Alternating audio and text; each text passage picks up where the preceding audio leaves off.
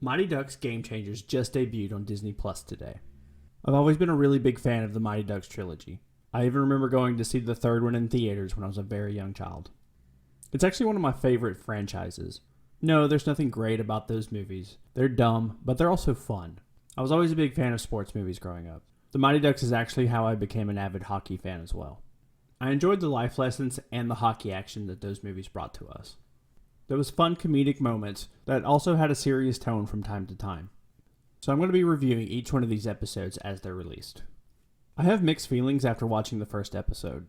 For the most part, it feels like it's missing some of that Mighty Duck magic that we got in the 90s. I'm willing to give it the benefit of the doubt though. Stephen Brill is both the executive producer and the writer of the series. He brought us the original Mighty Ducks. So I'm going to give this show some time and see if it can find that spark that it showed us back in the 90s. So starting out, we see that the Mighty Ducks have become a powerhouse organization. They've basically taken the spot as the Hawks as the dominant hockey team.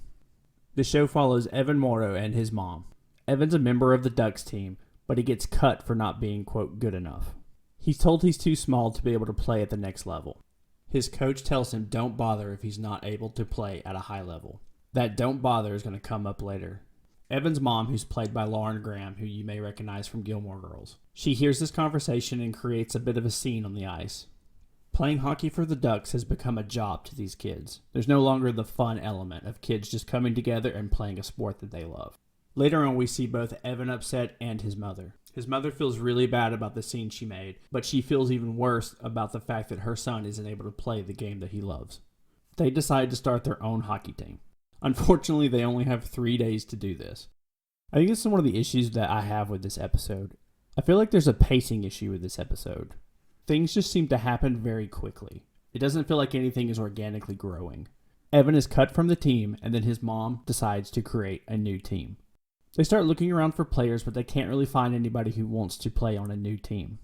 Eventually, they're able to gather up enough players to be able to form a team. We're also introduced for the first time to the returning Gordon Bombay. He now owns a rundown ice rink, although he does not want hockey to be played there. Again, this is where pacing kind of comes into play. After about 5 minutes and a check, he's completely done a 180 and he's okay with there being hockey. I kind of get it because he's trying to keep the lights on. What I don't understand is how Gordon Bombay fails so far. Last time we checked on him, he was actually running the Junior Goodwill games. I hope they touch on what exactly happened to get him to this point. While I'm kind of frustrated by things like that, this is again where I'm giving it the benefit of the doubt and I want to see how it evolves throughout the show. Evan makes a big speech in the cafeteria at school. This is how he's able to assemble the rest of his team. I don't really like the character that they've gone with that's going to be the goalie. He's literally just a Goldberg clone. I think that's a little lazy and not really necessary. Hopefully he does a fantastic job. I think it's just a little too on the nose and maybe they could have gone in a different direction there. One funny bit is every time that we see Gordon Bombay on screen, he has leftover birthday cake or leftover pizza from the birthday parties that are held at his rink. Truly, this man has fallen into new lows. He is the best part of the show, though. He informs Lauren Graham's character that she's just like all the other parents who are trying to meticulously run their child's life. There's a good moment there where he calls her out on that. And then he turns to Evan himself and lets him know he shouldn't be so hard on his mom. She's trying really hard to give him something that he wants. Just the ability to play hockey again. In the end of the episode, we see the team showcase for the upcoming season. There's a really nice touch here. We see all the teams that the original Mighty Ducks played in the very first movie. Although I found it odd that the Hawks changed their colors. They look more like the Edmonton Oilers now. Maybe that's because they don't want us to think they're the bad guys now, so they took the black away from them and replaced it with orange. It's an odd choice, but they probably want the returning audience who's familiar with Mighty Ducks lore to think that this is a different Hawks team that is not run the same way it used to be. Evan's new team shows up at this event to announce that they're ready to play with the rest of these teams. When asked what their team name is, Evan's mom lets them know that they're called the Don't Bothers.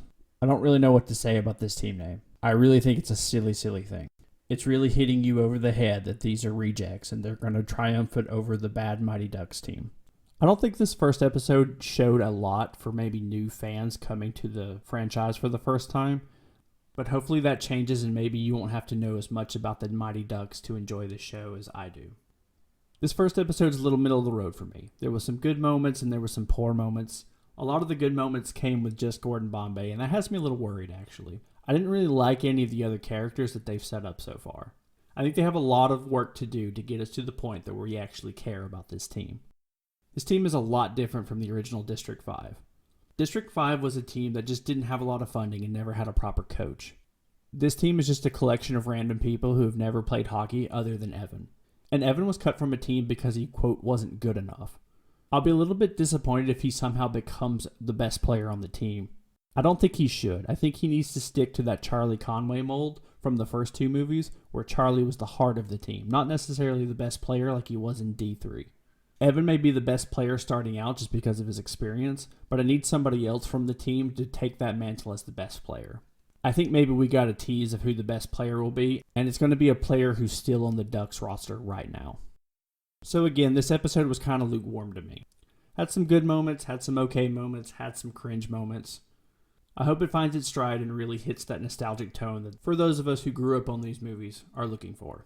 I know some of the original cast is going to be making an appearance, but I hope it's done in a way that actually makes sense. I say if you were a fan of the original trilogy, definitely check out this show. Let me know if you want me to review the rest of the series as it goes. Thanks for being a part of my life, and I'll see you next time.